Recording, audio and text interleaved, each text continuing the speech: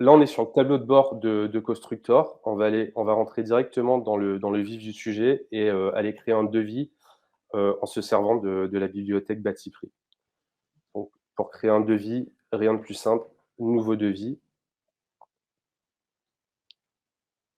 et là, vous pouvez, par exemple, créer une section avec un titre de la section, donc ça va être le titre, du lot ou du chapitre, peu importe la terminologie.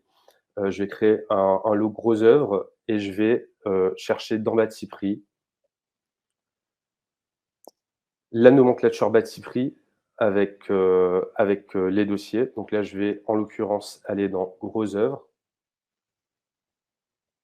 Je vais faire un exemple, sur, forme de dallage échappe, chape rapportée et là, j'ai plusieurs ouvrages qui me sont proposés et je vais prendre le premier, chape avec striage orienté, épaisseur 5 centimètres et là, vous voyez le détage la description de l'ouvrage et le détail de l'ouvrage. Est-ce prêt? Donc là, on voit que Voilà. pour une chape avec striage orienté, ça sera composé l'ouvrage sera composé de main-d'œuvre, de mortier de ciment dosé à 500 kilogrammes par mètre cube et de planches de coffrage en sapin de pays non traité. Voilà, donc en fait, pour chaque ouvrage, vous allez retrouver à la fois la main-d'œuvre et la liste de tous les matériaux qui sont rattachés à cet ouvrage et vous avez également un descriptif en haut qui s'intègre directement, dans votre devis. Donc c'est vraiment des descriptifs qui sont précis, professionnels et que vous pouvez adapter si besoin.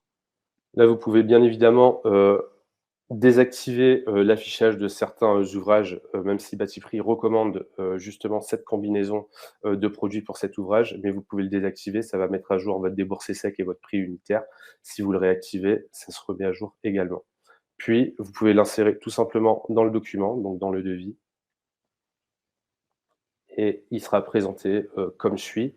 À tout moment, vous pouvez ça c'est l'éditeur du logiciel, donc là où vous créez votre devis et vous pouvez avoir un aperçu client à tout moment, en cliquant sur aperçu.